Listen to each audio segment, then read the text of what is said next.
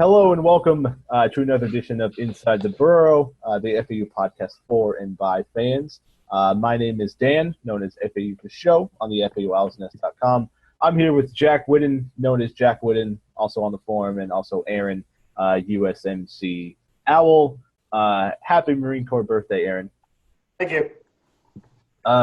So tonight we've got we'll talk a little bit about the Western Kentucky loss. Kind of see where we are there. We picked up a big recruit, so we've got some recruiting news, and then we've got the middle game coming up last game of the year, senior night, senior day. So I guess to kind of kick things off, we're talking about start talking about Western. This, I don't know, on the board, everybody was like furious that like what we lost this game, and I don't know how we lost the game. I mean, we were 23-point underdogs,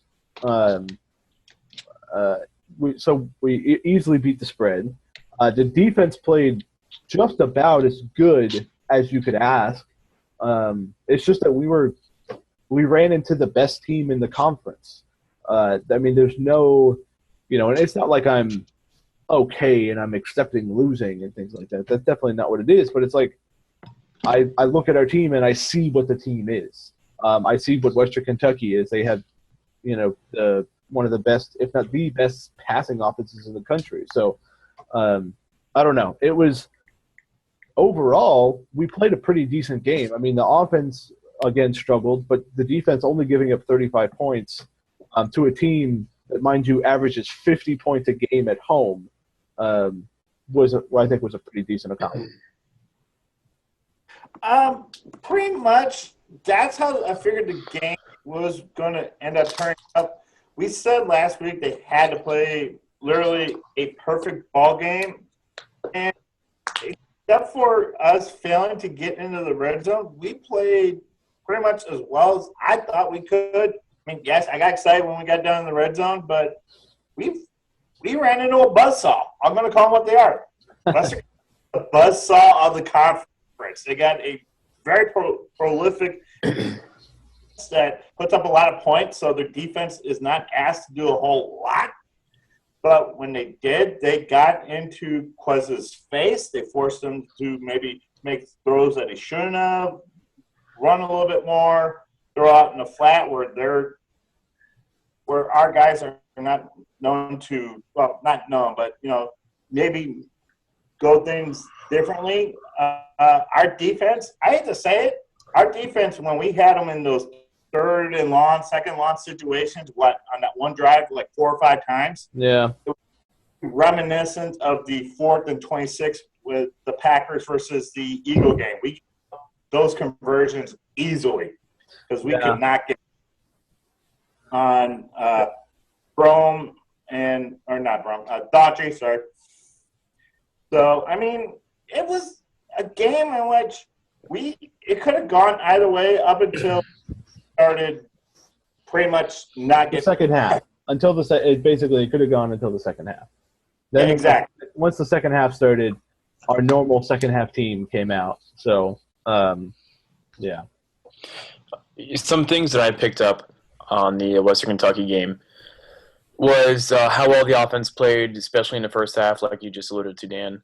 The thing that was very concerning was the just poor showing once they got within 10 yards of the end zone. We got to get some better play calling and some better execution in those type of situations. You can see the long drives that we sustained throughout the game was very impressive. You can see the 3rd and 4th down conversions that we had were very impressive. It was a great game. No turnovers. Is that no turnovers? If I remember correctly. Yeah. Not too many big penalties. We played a solid game. Just couldn't punch it in when you needed to. And I think that's Go ahead, Jack. Sorry. No, I mean I was about it. We got a few stops when we needed them.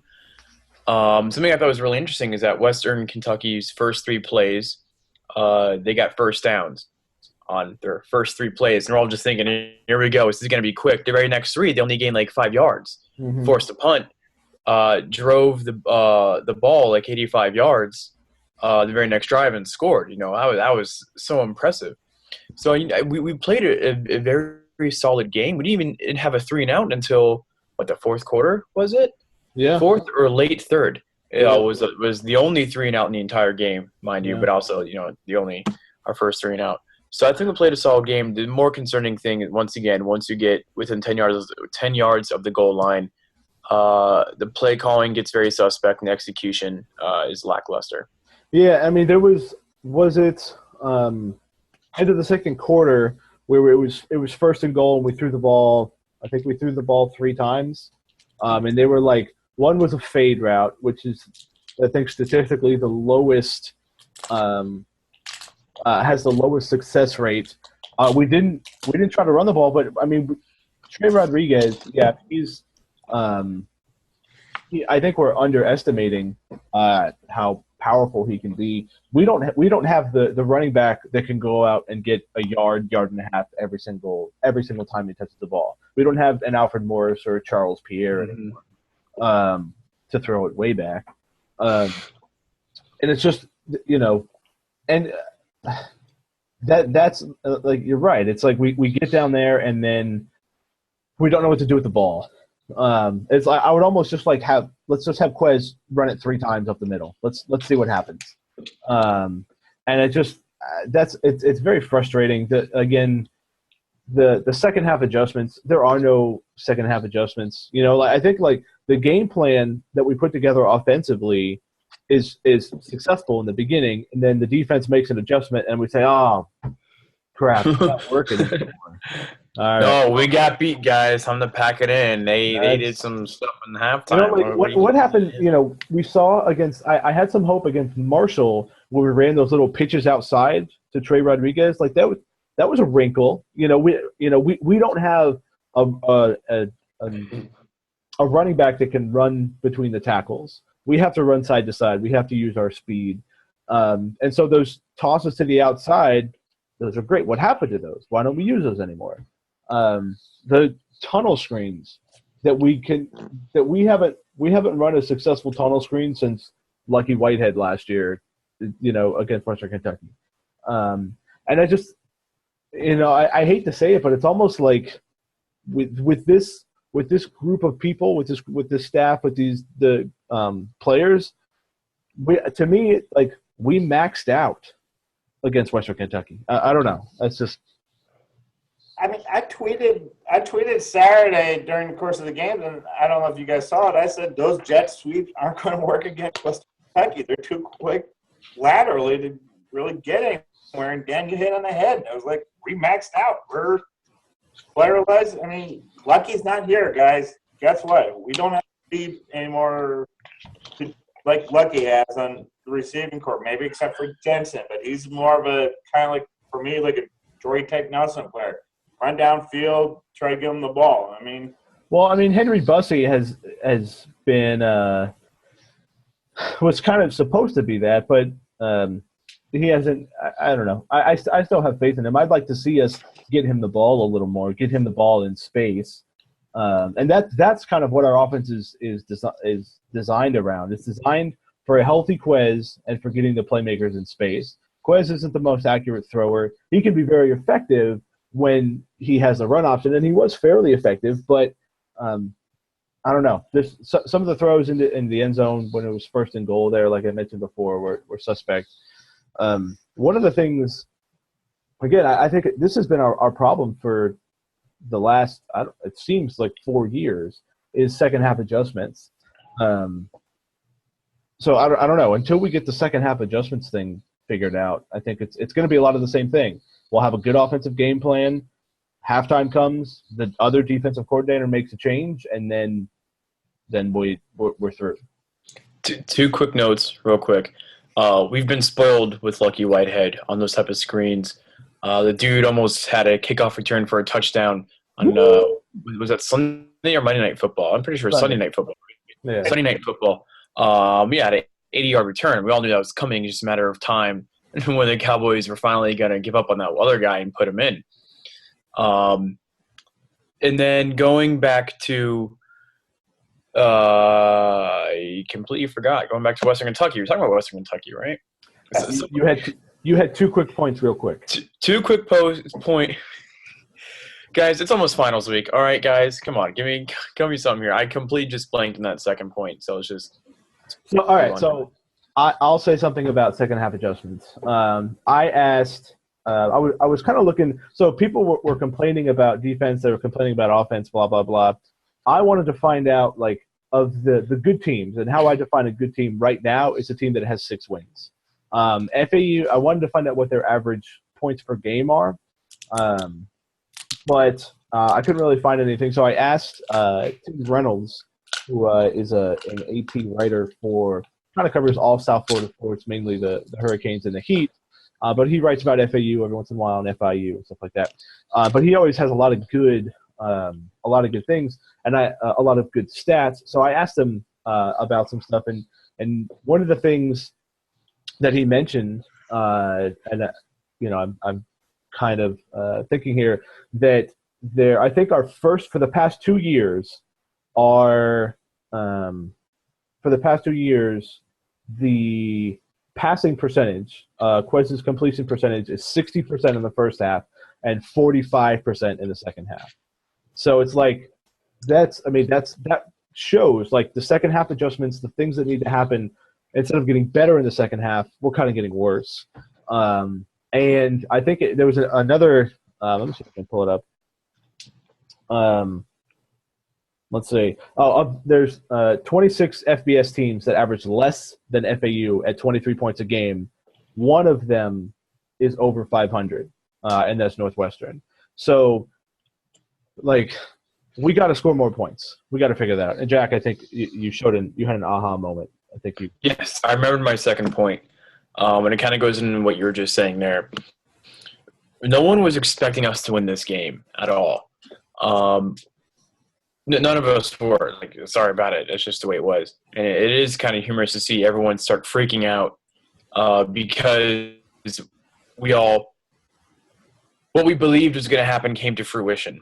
But you're definitely right. There is some of that disappointment because we were in this game, much like we were at Marshall last year, going into half. Right. The other team made second half adjustments. We did not. And we're just left here scratching our heads thinking, what if? That's definitely disappointing, but I mean, I'm not trying to lose any sleep freaking out over this. I'm just trying to stay level-headed here. This isn't like the Rice loss. Yeah, this is what we expected was going to happen, guys. So the Rice one is, please, can we not? Yeah, let's not go off the 90-minute weather delay and that was like another 3 halftimes. Yeah, that was a bummer. And one thing, and we'll kind of wrap up Western Kentucky with this, is if you look at when I say that we maxed out, what I mean by that is we played overall a decent game. There weren't huge penalties, like Jack said, no turnovers. Brandon Dowdy, Western Kentucky's 9th-year starting quarterback, averages about 350 yards per game. I think he had about 275, something like that. So we kept him well below his average. And then one other thing that was pretty striking to me, and maybe I'm just reading too much into this, is we made Western Kentucky have to use a trick play to put us away. Western Kentucky doesn't really run those type of plays. But speaking of trick plays, how about that fake punt, Trey Rodriguez? That was awesome. I was like, what are they doing? Next thing I know, I was like trying to figure out what's going on. It's like, there's Trey Rodriguez ran for 20-plus years on a fake punt. I was like, how do you get the ball? Yeah. So it's like when I say that we maxed out, I don't know, the defense played just about as good as they could have played, minus there was that second or third drive where it was Western Kentucky had 3rd and 22 and 4th and 10, and they got it every single time. But and to me, this was the expected result. We played a little better than I expected. I'm not happy about it. It really sucks. But I don't know. I think let's and move on. My overreaching 3 negatives about that game, just the poor efficiency inside the red zone, lack of second half adjustments, and those really awkward red uniforms against a team that always wears red. Just saying. Thought that's weird. I mean, I think someone also brought it up on the forum before. This is my final point. On those drives down into the red zone, nobody saw Trey Rodriguez on the field. Yeah. I was like, what happened? I mean, it was like back when versus UTEP. I was like, he came out, he was doing great, and they pulled him off all of a sudden. I was like, Yeah. Aren't they now at the press conference? Guess what? Never. Yeah, it's frustrating. But moving on to hopefully a happy senior day. Middle Tennessee comes to town. Noon start. They are, 4-3? I think they have a losing record at conference. No, yeah, they're 4-5 now. 4-5. Well, but they have a winning record in conference USA. That's right. Yep. I think Big win over Marshall, triple overtime last week. That was something else. Yeah, good for them. I mean, it's suck it, Marshall. That's what I gotta say. I think we are. Let's see. The line opened at 6, +6 FAU. So we are, and it went down to 4.5. So we are 4.5 underdogs on senior day. Middle. I don't know. Middle's just that team that we can never seem to beat. I think it's actually I have it right here. What are they? 9-3 against us, and we haven't won since 2000 and it's the last 7. So we haven't won since 2007. We haven't won since the Hail Mary on ESPN2. That was that started the losing streak. So we even had some really bad luck against them in basketball and even in baseball a little bit too. I don't know what it is about them. They to us are what we are to Western Kentucky. Western Kentucky fans always complain about, look at those Owls down in Boca. They always have our number. And then we look at Middle, and it's like, Middle, come on, give us a break here once in a while. So we're getting to taste our own medicine with Middle. If you remember, the past 2 games against Middle have come down to the wire. We went to overtime with Pelini. Yep, in home, another noon game, if I remember correctly. Yeah. And then last year's comeback in Murfreesboro. Yeah, which we lost on the last play of the game, basically. Of course, yeah. So I'd probably expect nothing else. Jack, you mentioned the win at winning against Marshall. Big win for them, triple overtime. Senior day, pretty big seniors. What'd you say, Aaron? Military Appreciation Day also on Saturday. Military Appreciation Day? Yep. Oh, well, excellent. So we'll be saying bye to Quez, Shalom, Brandon Bryant, Cravon LeBlanc, Cravon Jensen. So I mean, some pretty big contributors. I think the good thing about that is like we've mentioned in previous shows, the amount of freshmen, sophomores, or redshirt freshmen we have currently playing is pretty impressive. So I don't know. They've got Middle's offenses are always really good. Brent Stockstill was the offensive player of the week last week. Yep. The coach's son is our quarterback. Remember, that was kind of a big deal when that announcement was made, and he's been doing some solid things up there for him. He has a quick release, apparently. When I've been talking to some of my friends over in Middle Tennessee, I want to thank them, by the way, for some information. Quick release. He can really give it out to Ed Beatties and Richie James, 2 really fast receivers we're going to have to look out for. So it's put Cravon and some of the young DBs on him, like Jalen Young and company. I'd rather see us blitzing some of those young DBs like we did versus FIU and get in the quarterback's face, but I think coach. Sorry, go ahead, Aaron. I said I'm not a coach, so I don't make the game plans. I think, and neither am I. I'm just a guy that sits in my apartment and talks about FAU longer than I probably should. But if I remember correctly, they don't throw a lot of deep balls. They run They're more, like you said, the quick release. They're short passes, which is going to affect our pass rush, which is going to put a lot of pressure on the DBs to cover so that our defensive line can get there. So I expect another, I'm not going to say a barn burner, but another good – it's probably going to be a good game. It's another noon start. And this was a big topic on the board, the noon start this week. It's kind of probably the frustration of everything in the year and stuff like that I think is boiling up because the schedule thread kind of went nuts over noon starts, and I don't know. It's you go both ways. Well, we're going to be on TV, so we got to be noon, or do we just tell the conference no? Do we even have that option? I don't know. No, we don't. No, we don't. I think it was Team Beer, Law Owl, and somebody else was mentioned on the forum. It's like, I mean, we would probably get some later starts if we were a little bit better, probably. Right. But, I mean, we're at the whim of the conference. I think it was Team Beer or somebody said when we were in the Sun Belt, we could basically say this is starting.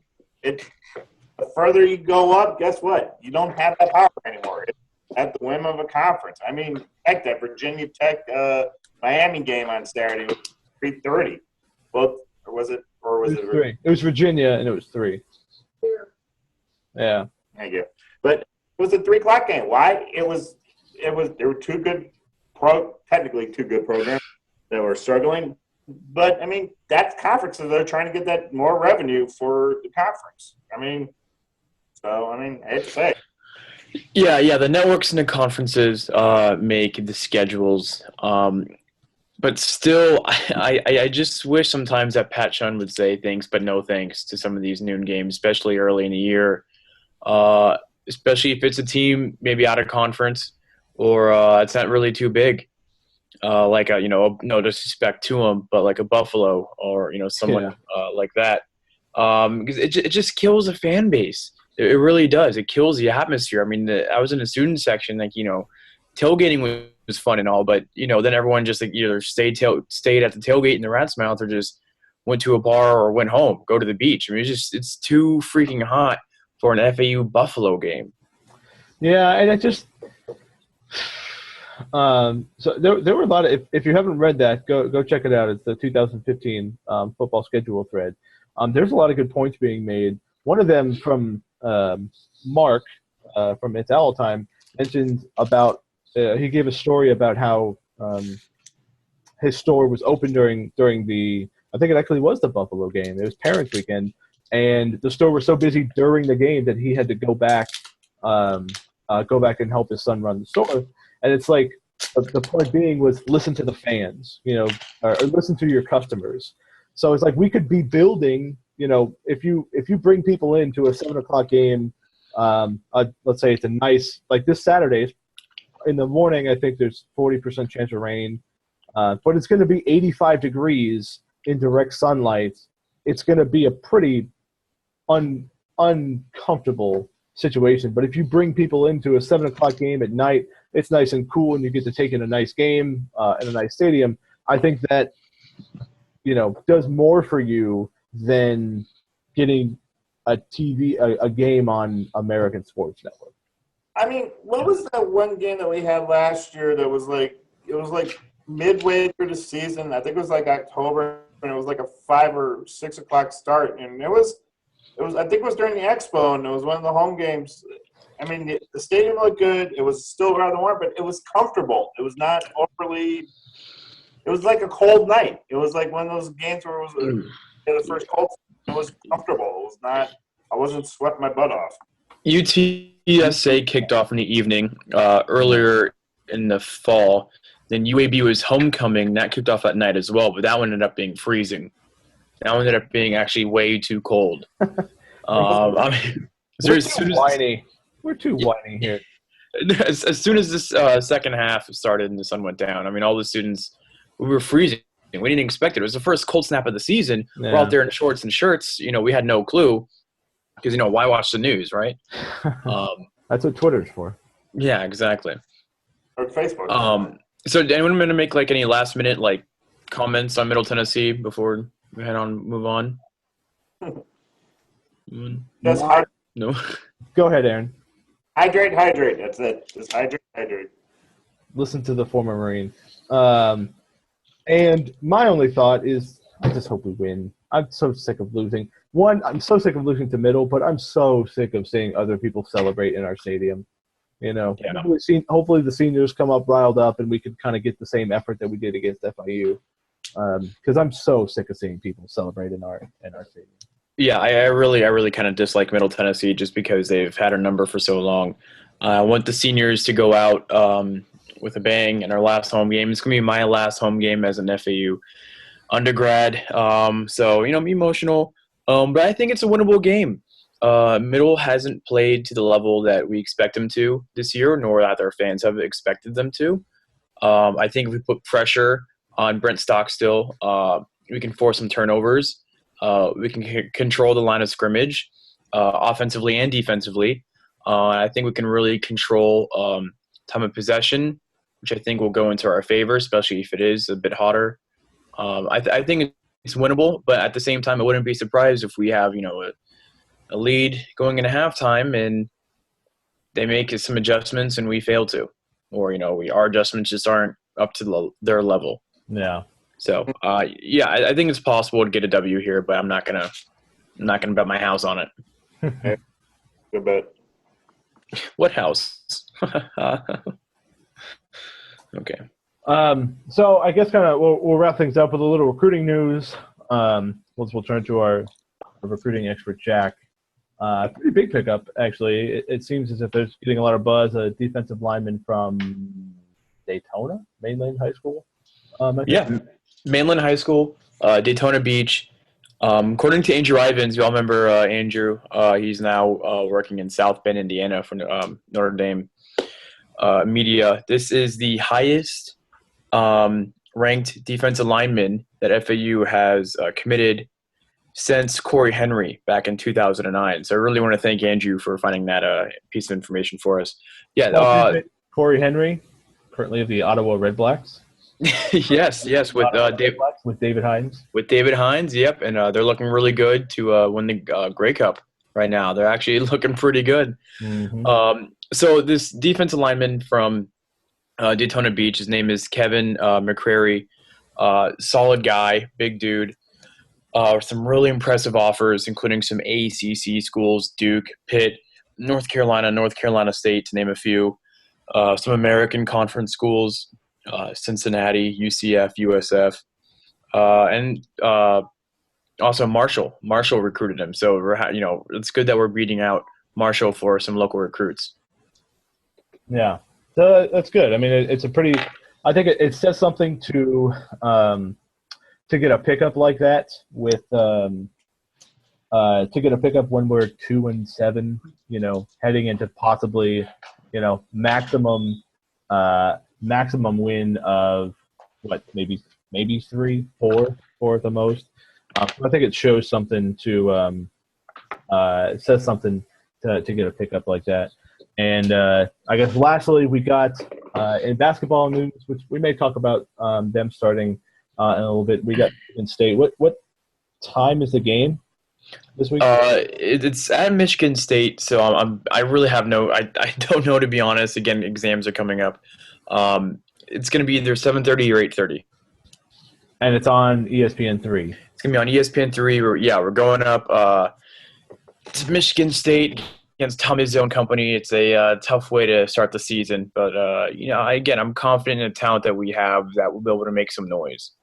So it'll be interesting to watch. Yeah, check it out. Support the team, definitely. From what I've seen, and I'm already going too long. From what I've seen, this is probably one of the most talented teams that we've ever had. So that's good. Game is at 7, so I want to apologize about that. Game is at 7:00 tip off. All right. ESPN3. All right. So I guess that's it. That's it for us tonight. I want to thank you all for watching. Make sure to check us out on Twitter at Inside the Burrow. Email, if any of you guys still do that, insidetheborough1961@gmail.com. And I guess for Jack and Aaron, have a great Veterans Day. And we'll see you on Saturday, and go Owls.